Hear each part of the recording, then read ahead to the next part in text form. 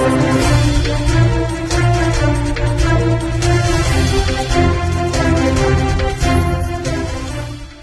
પોલીસે નાણાં ધીરનારના લાયસન્સનો ગેરઉપયોગ કરી વધુ વ્યાજ વસૂલનાર એક આરોપીની ધરપકડ કરી છે. આરોપી સંદીપ સુરેશભાઈ પાટીલ નાણાં ધીરનારનું લાયસન્સ ધરાવે છે, પરંતુ તેઓ સરકારી ધારાધોરણનું ઉલ્લંઘન કરી વધુ વ્યાજ વસૂલતા હતા.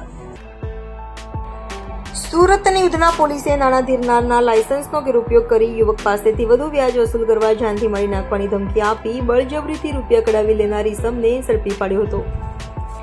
નાણાં ધીરનારના લાયસન્સનો ગેરઉપયોગ કરી યુવક પાસેથી વધુ વ્યાજ વસૂલ કરવા જાનથી મારી નાખવાની ધમકી આપી બળજબરીથી રૂપિયા કઢાવી લેનાર ઇસમને ઉધના પોલીસે ઝડપી પાડ્યો હતો.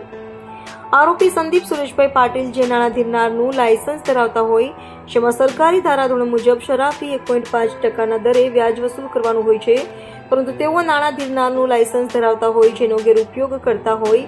યુવકની પત્ની બીમાર હોય, જેથી 2022ના માર્ચ મહિનામાં આરોપી સંદીપ સુરેશભાઈ પાટીલ નાઓના પાસેથી રૂપિયા 20,000 વ્યાજ લીધા હતા, જેના બદલામાં દર મહિને 3,900ના 8 હપ્તા પેટે ચૂકવી આપવા જણાવ્યું હતું, જેના યુવક પાસેથી બળજબરીથી રૂપિયા 81,400 કઢાવી લીધા હતા, છતાં રૂપિયા 1.4 લાખ બાકી ચૂકવવાના કહી યુવકને જાનથી મારી નાખવાની ધમકી આપી હતી. આ બાબતે ફરિયાદ નોંધાવતા ઉધના પોલીસે સંદીપ પાટીલની ધરપકડ કરી વધુ કાર્યવાહી હાથ ધરી હતી.